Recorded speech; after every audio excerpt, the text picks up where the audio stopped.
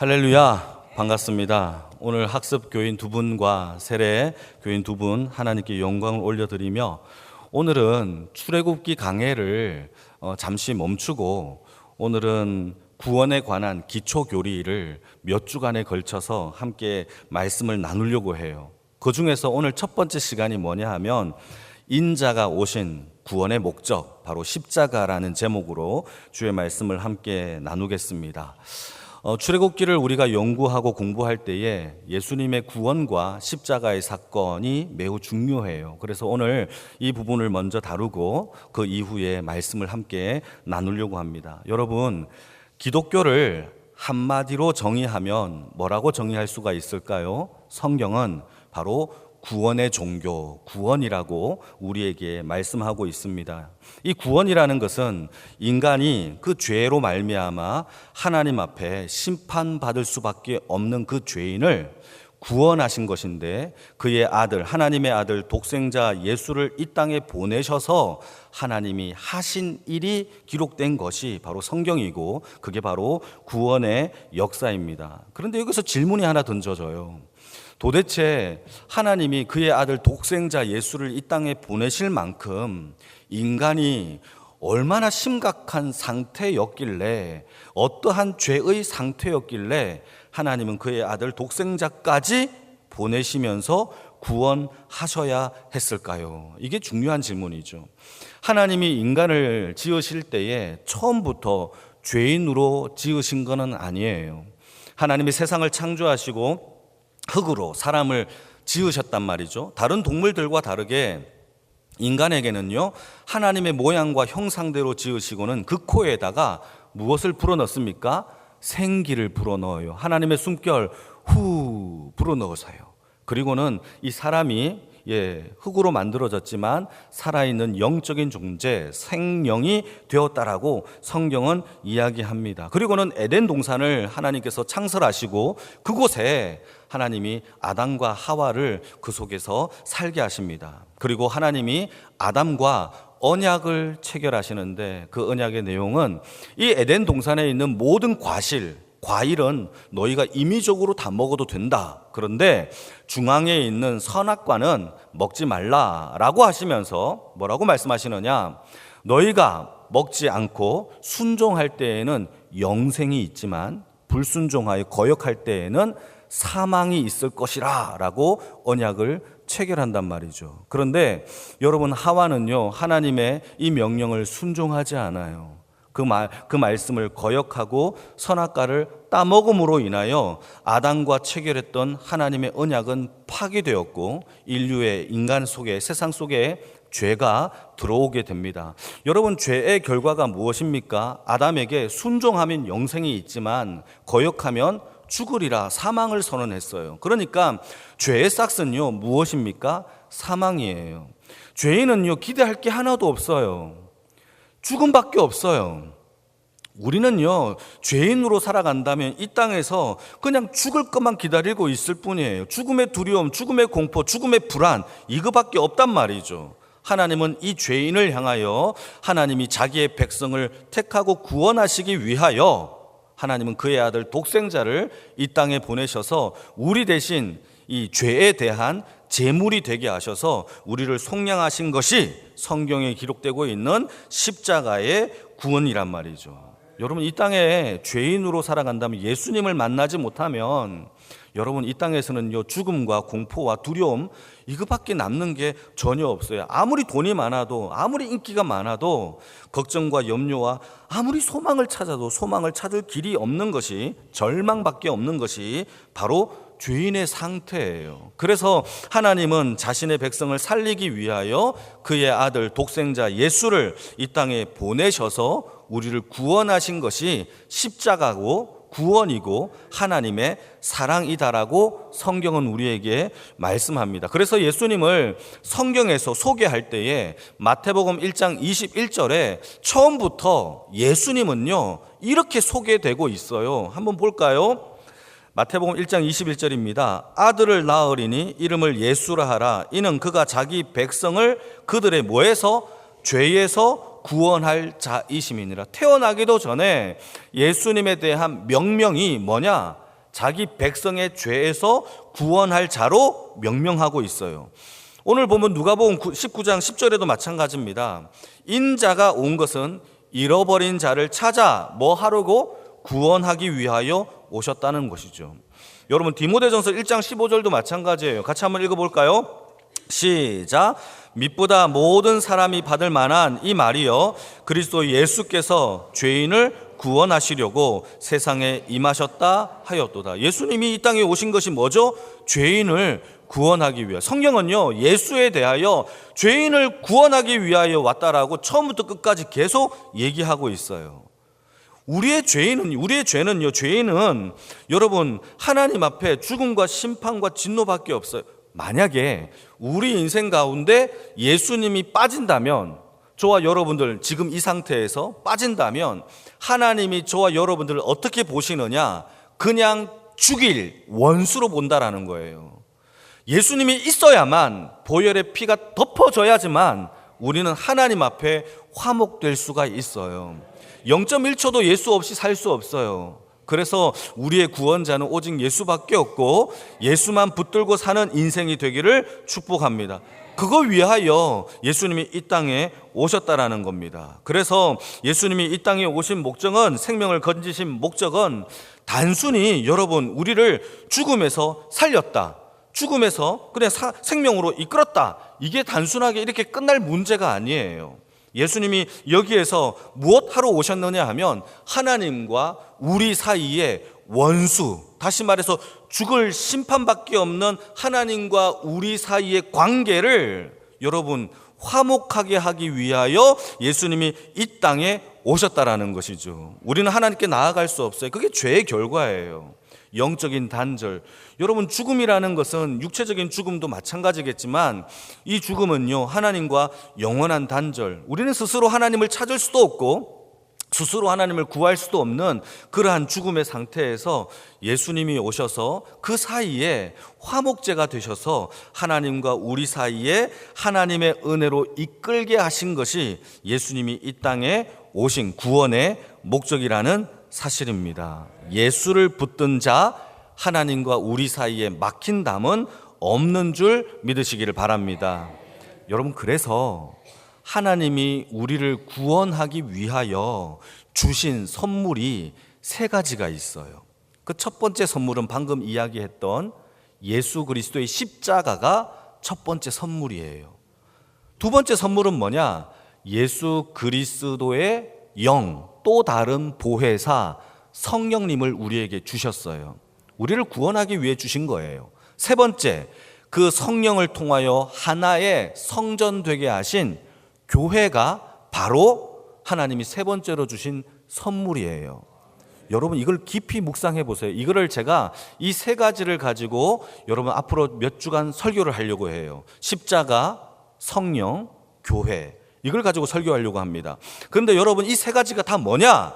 하나님이 저와 여러분들을 구원하기 위하여 삼중적으로 철컥 하나님의 구원이 튼튼하게 하기 위한 하나님의 선물이라는 사실을 기억하기를 바랍니다. 그래서 오늘은요 제 첫 번째 하나님이 주신 첫 번째 선물 십자가가 도대체 뭐냐를 한번 묵상해 보려고 합니다.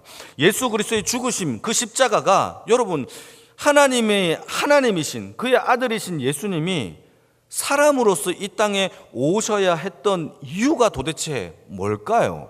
그 이유를요 성경은요 하나님과 우리 사이를 하나님 앞에 화목하게 하기 위하여 예수님이 이 땅에 오셨다라고 성경은 이야기하고 있어요. 여러분 이 말씀이 여러분들의 인생과 신앙 가운데 실제가 되기를 축복합니다. 사도 요한은 이 화목을 교제한다라고 설명하고 있고 사도 바울은 하나님과 화목한다라고 설교하고 있어요. 여러분 하나님과 화목하십니까? 예수만 붙드는 자가 되기를 축복합니다. 우리에게 성령을 주신 이유가 뭐죠? 하나님과 화목하기 위해서예요. 우리는 마음속에 하나님을 두려운 분으로 이해한다면 화목한 게 없죠. 성도의 봉사가 일들이 노동으로 생각된다면 화목한 게 없어요. 우리의 신앙생활이 어디서부터 단추가 잘못되어졌는지를 기억하시고 화목하러 오신 예수님의 그 직분과 말씀을 기억하기를 축복합니다. 고린도후서 5장 18절입니다. 같이 한번 읽어볼까요? 시작. 모든 것이 하나님께로서 났으며 그가 그리스도로 말미암아 우리를 자기와 화목하게 하시고 또 우리에게 화목하게 하는 직분을 주셨으니 곧 하나님께서 그리스도 안에 계시사 세상을 자기와 화목하게 하시며 그들의 죄를 그들에게 돌리지 아니하시고 화목하게 하는 말씀을 우리에게 맡기셨대요. 그게 복음이에요. 여러분, 복음은요, 화목하게 하는 말씀이에요. 하나님과 교제하게 하는 말씀이에요. 복음을 안다? 지식이 아니에요. 실제적인 교제와 화목의 삶이 있어야 돼요. 그게 없다면 틀린 거예요. 다른 삶을 살고 있는 거예요. 여러분, 우리가 예수 안에서 화목하고 즐겁고 교제하는 주의 인생이 되기를 축복합니다. 그게 신앙생활이에요. 그래서 이 화목해 하는 이 주체자는요, 하나님이에요. 18절, 모든 것이 하나님께로부터 시작되었대요. 주체자는 하나님이시고 실행자는 예수님이시며 대상자는 죄인인 저와 여러분들이에요. 그래서 골로새서 1장 19절 말씀을 한번 보실까요? 아버지께서 모든 충만으로 예수 안에 거하게 하시고 그의 십자가의 피로 화평을 이루사 만물 곧 땅에 있는 것들이나 하늘에 있는 것들이 다 예수로 말미암아 화목하게 하신 것이 예수님이 이 땅에 오신 목적이고 예수를 우리에게 주신 목적이고 우리가 이 땅을 살아가는 목적이에요. 사랑하는 성도 여러분, 신앙은요 그냥 이성이 아니에요. 아는 것도 아니에요. 오래 다닌 것도 아니에요. 하나님과 화목하게 되는 것이 우리의 신앙의 결정체인 줄 믿습니다. 하나님과 화목한 인생이 되기를 축복합니다. 화목한 사람은요, 만나면 기쁘고요, 같이 있고 싶고 같이 조금 더 있고 싶어요. 커피 더 마시고 싶고요, 더 얘기하고 싶어요. 하나님이 그러한 화목한 인생의 신앙에 여러분들의 삶이 되어지기를 축복합니다. 그럼 화목이 뭐냐? 화목은요, 사전적 의미를 찾아보면 서로 갈등이 있어요. 서로 갈등이 있는 두 객체가 한 편이 되거나 하나가 되는 것이 화목의 뜻이에요. 이렇게 하나가 되게 한 것이 우리가 예수 그리스도를 믿음으로 말미암아 하나님과 저와 여러분 우리가 다 하나님과 하나가 되었고 화목하게 된 줄로 믿으십니까? 여기에서 우리가 하나님과 화목하게 된 것에 대하여 우리가 한 일은 하나도 없어요. 오직 예수의 공로만이 우리를 하나님과 화목하게 하셨다라는 것이 성경의 이야기예요. 죄인은 이 죄는요 하나님과의 갈등 분리를 낳지만 하나님 앞에의 십자가는요 화평과 연합을 낳아요. 그러니까 여러분, 죄는요 가만히 놔두면 분리하고 서로 싸우고 미워하고 당을 지어요. 그런데 십자가를 붙드는 사람은요 연합하고 화합해요. 어쩔 수 없어요. 여러분, 뿐만 아니라 죄는요 하나님과 인간 사이에 간격을 만들어 놓지만 십자가는요 그 간격에 다리를 놓아서 연결시켜요. 죄는요 관계를 허물어요. 그런데 여러분, 십자가는요 그 관계를 다시 빌드업, 회복시키는 것이 십자가의 능력이에요. 여러분, 죄의 싹은 사망이지만 하나님의 은사 선물은요 우리 주 예수 그리스도 안에 있는 생명, 영생을 우리에게 주신다라고 성경은 얘기하고 있어요. 여러분, 교회는요 철저하게 십자가의 역사가 일어나야 합니다. 그래야 연합되고 하나가 될 수 있어요. 저는 이 영광교회가 십자가가 여러분 드러나는 아름다운 교회가 되어지기를 축복합니다. 그럼 도대체 십자가가 뭡니까, 목사님? 십자가가 뭐예요? 여러분, 이 십자가 중요합니다. 예수님이 우리의 죄를 위하여 죽으신 이 십자가는요 성경 전체에서 최고봉, 정상이에요. 정상. 여러분, 지리산 꼭대기에 최정상이 있겠죠. 마찬가지로 성경 하나님의 말씀 가운데 최정상에 올라가 보니 십자가가 있는 것이 바로 십자가의 역할이에요. 여러분, 우리에게 있어서 십자가가 우리 인생의 최고봉이 되어지기를 축복합니다. 이 십자가가 성경에서 매우 중요하다라는 것을 이해하기 위해서는 구약 성경을 이해해야 돼요. 신약 성경만 읽어서는 잘 안 돼요. 구약 성경에서 말하고 있는 이 십자가의 의미를 우리가 깨달아야 되는데, 제가 질문 하나 던져볼게요. 질문입니다. 구약 백성들은 하나님 앞에 경배, 월십을 어떻게 드렸을까요? 자, 크게 대답해 주세요. 어떻게 해서 하나님께 경배를 했을까요? 제사예요. 자, 그럼 또 다시 우리 성도님들한테 던지겠습니다. 제사는 율법 전에 있었을까요? 율법 이후에 있었을까요? 뭘까요? 율법 전에도 있었어요? 있었어요. 최초의 제사는요, 하나님께 드려진 경배는요, 누구의 제사였을까요? 가인과 아벨의 제사예요. 자, 가인은요, 곡식을 거두어서 하나님께 곡식으로 제물을 드렸고, 아벨은요, 자기의 양떼 첫 새끼를 하나님께 구별하여서 그 첫 새끼와 기름을 구별하여 하나님께 드렸어요. 하나님이 택하신 제물은요, 피 흘림이 있는 아벨의 양의 피 흘림의 제물을 받으셨어요. 그러니까 여러분 생각해 봅시다.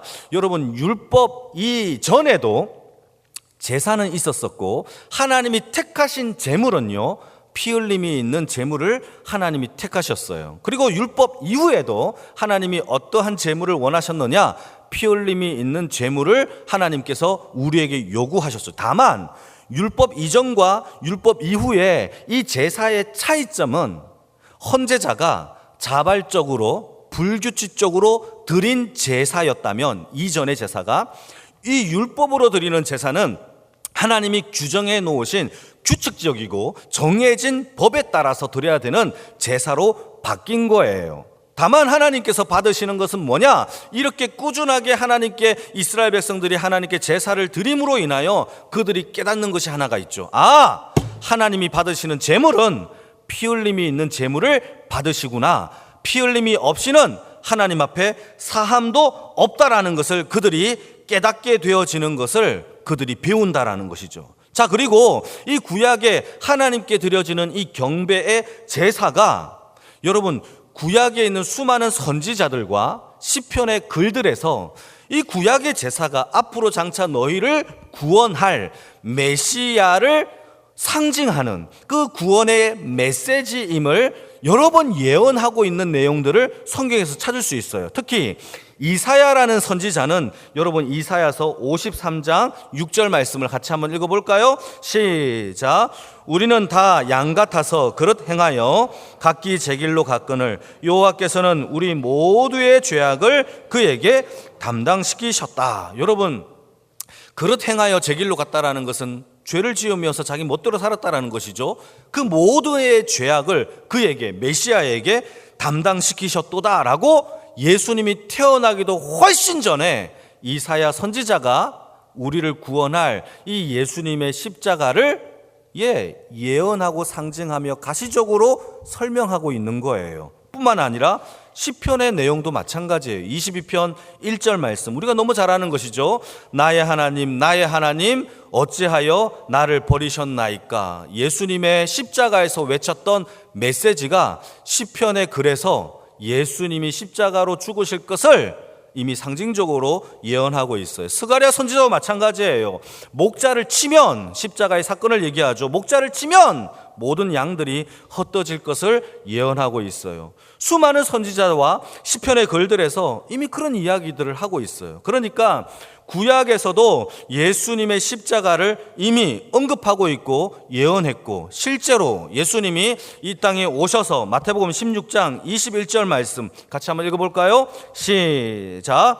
장로들과 서기관들에게 많은 고난을 받고 죽임을 당한 후에 3일 만에 살아날 것을 예언하셨어요. 그리고 이 예언대로 예수님은요, 고난받고 3일 만에 십자가에 죽으시고 3일 만에 부활하신 것이 성경대로 성취된 것이 예수님의 십자가의 사건이에요. 자, 질문. 자, 그렇다면 십자가의 사건이 우연입니까?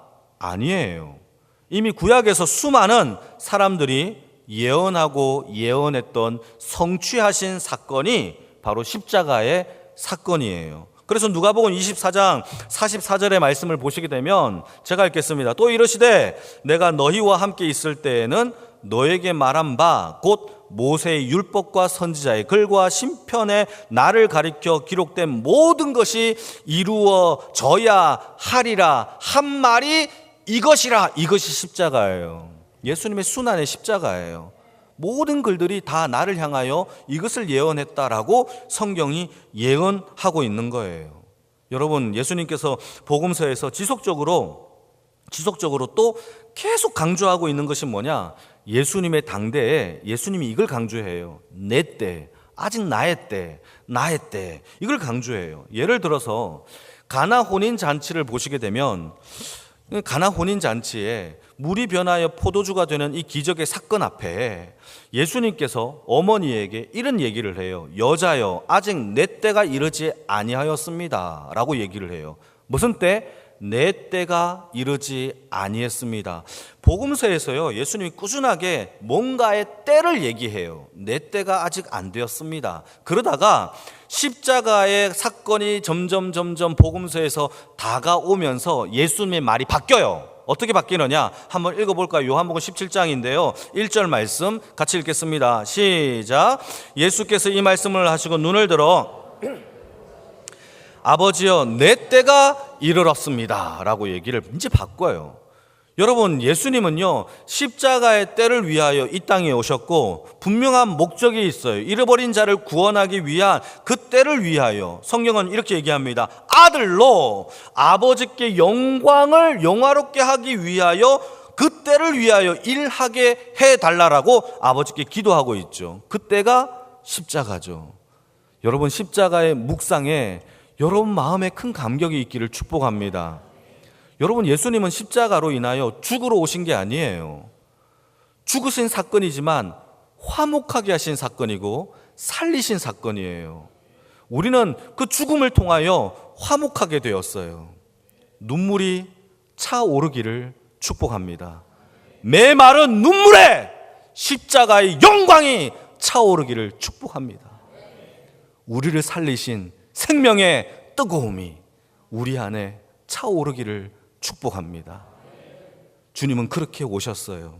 그래서 성경에 보게 되면 복음서에서 십자가의 영광을 얼마나 강조하는지 몰라요. 마태복음은요 40%나 얘기하고 있어요. 마가복음은요 60%, 누가복음은요 30%, 요한복음은요 50%가 다 십자가의 이야기를 설명하고 있어요. 주님은요 복음서에서 우리에게 그 얘기를 하고 있어요. 그래서 예수님의 희생으로 통하여 우리를 살리신 이유가 하나님과 교제하는 거예요. 하나님과 교제, 살리심, 화목하게 되어지는 영광을 누리며 살아가는 거예요. 나는 지워져도 돼요. 이 설교 가운데 유한 목사는 올라올 때마다 제가 기도하는 겁니다. 저는 좀 사라지게 해달라고, 하나님의 말씀만 드러나게 해달라고. 한 번도 빠지지 말고. 여러분도 마찬가지예요. 봉사에, 헌신에, 하나님의 예배 가운데 하나님의 영광만 드러나게 해달라고. 이게 십자가를 대하는 죄인의 우리의 태도여야 한다라는 사실이죠. 그래서 예수님은요 구약의 예언대로 6월절 날 예수님은 십자가에 돌아가세요. 6월절에 어린 양이 되셔서 그의 피로 말미암아, 여러분 출애굽 때 이스라엘 백성들을 유월하여 그 백성들을 다 살린 것처럼 예수님은 죄로 인하여 죽음의 심판을 선언된 죄인들을 예수의 보혈로 입은 모든 자들을 속량하시기 위하여 우리에게 오셔서 죽으신 거예요. 그런데 독특한 사건이 복음서에 기록된 게 하나 더 있어요. 예수님이 십자가에 돌아가실 때에 여러분 성전에서 어떤 일이 벌어졌는 줄 아십니까? 휘장이 위에서부터 아래로 찢어져요. 사람이 찢었다면 밑에서 위로 찢어야 되겠죠? 복음서는 그렇게 말하고 있지 않아요. 한번 읽어볼까요? 마태복음 27장 50절 51절 같이 읽겠습니다. 시작. 예수께서 다시 크게 소리 지르시고 영혼이 떠나시니라. 이에 성소 휘장이 위로부터 아래까지 찢어져 둘이 되고 땅이 진동하며 바위가 터져. 예수님의 운명하실 때 나타났던 현상이에요. 여러분, 하나님이 휘장을 찢어 놓으셨어요. 예수님은요 죽으시고 AD 70년이 되었을 때에 로마의 병사들이 예루살렘 성전을 이제 파괴합니다. 70년이 되어서 파괴합니다. 그 이후로부터 짐승으로 드려지는 제사는 역사 속에서 사라져요. 이제 없어요. 왜 그렇죠? 예수님께서 이제 짐승으로 드렸던 제물이 예수의 생명, 예수의 보혈의 피로 단번에 우리의 죄를 속량하셨기 때문에 이 땅에서 모든 짐승의 제사를 하나님께서 지워버렸어요. 그리고 예수의 보혈, 예수의 이름, 예수의 생명을 의지하는 자에게는 어떠한 누구도 그 지성소에 하나님이 들어올 수 있도록 찢어 놓으신 거죠. 우리에게 막힌 답은 없어요. 주의 보혈을 의지하면 오늘도 담대히 주의 지성소 앞에 들어갈 수 있는 줄 믿으시기를 축복합니다. 그러니까 죄인된 우리가 하나님과 화목하게 된 이유는 오직 예수 그리스도의 십자가밖에 없어요. 그게 첫 번째 선물이에요. 그 선물을 붙잡고 오늘도 그 십자가가 우리에게 존재하지 않는다면 우리에게 소망, 우리에게 희망, 평강, 어떤 그 무엇도 존재하지 않는 거예요. 그래서 사도 바울은 그가 쓴 모든 편지에, 서신서에 지속적으로 강조하고 있는 것은 딱 한 가지예요. 그게 뭐냐? 십자가예요. 십자가. 여러분 서신서를 읽어보세요. 그리고 십자가라는 단어가 나오면 무조건 동그라미 쳐보십시오. 얼마나 많은지요. 사도 바울이 여러분 갈라디아서 6장의 말씀을 보게 되면 이렇게 되어 있습니다. 그러나 내게는 우리 주 예수 그리스도의 십자가 외에 결코 자랑할 것이 없나니. 고린도 전서에서도 유대인들은 표적을 구하고 헬라인은 지혜를 구하나 우리는 십자가에 못 박힌 예수 그리스도를 전한다 라고 얘기하고 있어요. 여러분 사도 바울의 십자가는요 그의 서신서에 너무너무 많이 나와요. 뿐만 아니라 히브리서에도 나와요. 히브리서에 보게 되면 그리스도는 자기를 단번에 제물로 드려 우리의 죄를 없애기 위하여 세상 끝에 나타나셨다라고 기록하고 있죠. 여러분 요한계시록에도 예수님의 십자가가 형상되어 나와요. 여러분 중요합니다. 요한계시록은요 예수님을요 단지 예수 그리스도라고 표현하지 않아요. 요한계시록의 예수님의 표현은요 독특합니다. 어떻게 표현하느냐? 유다의 사자요 일찍이 죽임을 당한 어린 양으로 표현하고 있어요. 예수는요 요한계시록에서는요 죽임을 당한 어린 양이 예수님의 호칭이에요. 여러분 그리고 나중에 주의 구원함을 입은 주의 백성들이 예수님을 찬양할 때 이렇게 찬양합니다. 같이 한번 읽어볼까요? 요한계시록 5장 12절 말씀인데요 같이 읽겠습니다. 시작. 큰 음성으로 이르되 죽임을 당하신 어린 양은 능력과 부와 지혜와 힘과 존귀와 영광과 찬송을 받으시기에 합당하도다. 이게 예수님의 명칭이에요. 여러분 죽임을 당하신 그의 어린 양, 그게 저와 여러분들의 가슴과 심장 속에 박혀지기를 축복합니다. 여러분 그 어린 양이 있는 자에게는 생명이 있어요. 영원한 하나님의 능력과 생명이 있는 줄로 믿으시기를 축복합니다. 여러분들은 지우세요. 지렁이가 밟으면 꿈틀하는 이유가 뭡니까? 덜 죽어서 그래요. 제발 죽으시면 돼요. 꽉 밟아서 터뜨려 죽으면 쫙 뻗어서 죽는데 우리가 자꾸 살아있어서 내가 살아보겠다라고. 여러분 주님 앞에 우리가 죽은 자가 되어 내 안에 살아있는 오직 예수의 생명만 영광이 드러나기를 주님의 이름으로 축복합니다. 여러분 성경은 뭐를 얘기하느냐? 죄다 우리를 구원하신 십자가의 이야기로 가득 차 있어요. 그래서 십자가가 없으면 오늘 받은 세례도 없어요. 우리의 신앙 고백도 없어요. 교회도 없어요. 여러분 십자가가 없으면 우리도 여러분 존재하지 못해요. 그래서 여러분 오늘 첫 번째 시간이에요. 그 십자가의 감격이 차오르는 한 주간이 되기를 축복합니다. 여러분 차오르지 않아도 묵상해 보세요. 그러면 하나님께서 우리의 심령 가운데 오셔서 우리가 그 십자가 가운데 얼만큼의 큰 은혜를 받았는지 감사하며 살아가는 한 주간의 능력이 나타나기를 주님의 이름으로 축복합니다. 기도하겠습니다.